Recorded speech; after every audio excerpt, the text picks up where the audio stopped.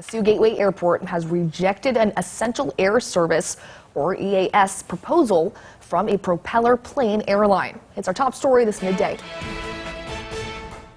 The Sioux City Gateway Airport Board of Trustees voted unanimously this morning.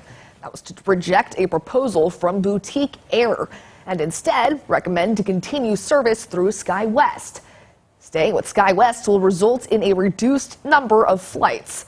The city says the reduction of 12 to 7 EAS flights would begin July 1st and last until SkyWest can meet the EAS minimum again. Officials say the reduction would make service more viable as airlines deal with a pilot shortage.